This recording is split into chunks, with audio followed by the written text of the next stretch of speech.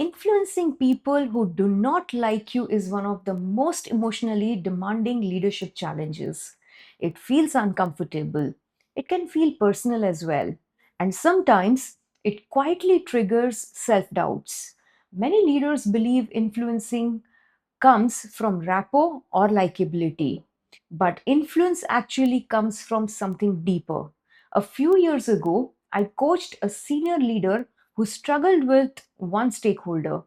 They disagreed frequently, and conversations felt tense, and the room felt heavy whenever they interacted. During one coaching conversation, the leader said something very honest.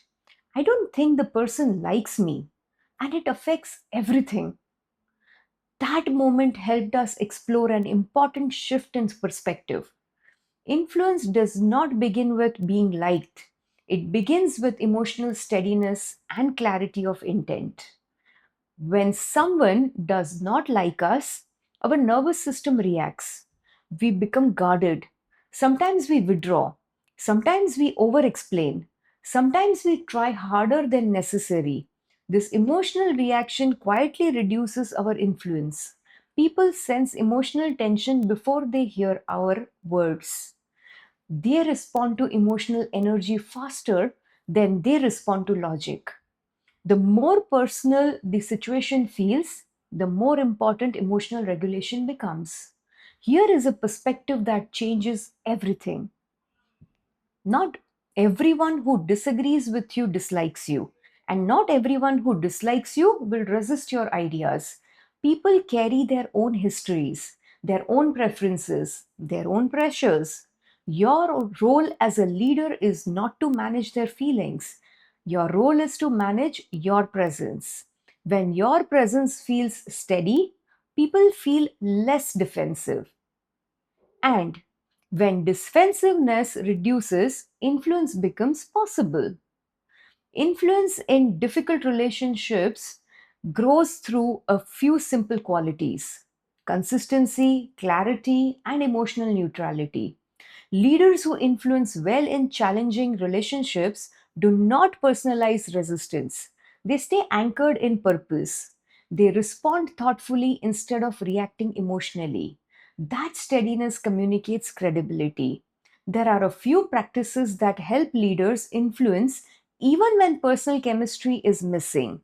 Stay emotionally neutral. Neutral does not mean cold, it simply means regulated. Relax your shoulders, slow your breath, allow your tone to remain steady. Emotional neutrality reduces power struggles. Lead with shared outcomes. Shift the conversation from personalities to purpose. Ask questions like, what results are we trying to achieve? How does this support the larger goal? Shared outcomes create common ground. Communicate with clarity. Influence is not persuasion, it is clarity delivered consistently. Simple sentences, clear expectations, and a calm tone. Respect professional boundaries. You do not need closeness to create alignment. Respect the distance that exists. Keep conversations focused on the work. And finally, allow consistency to do the work.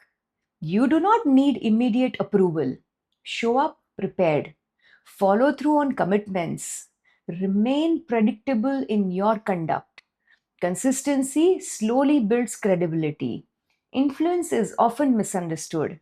Many people believe it comes from being liked, but influence actually grows from being trusted. Trust develops when your presence feels calm, when your communication feels clear, and when your behavior feels consistent. People may never like you personally, yet they can still respect you deeply.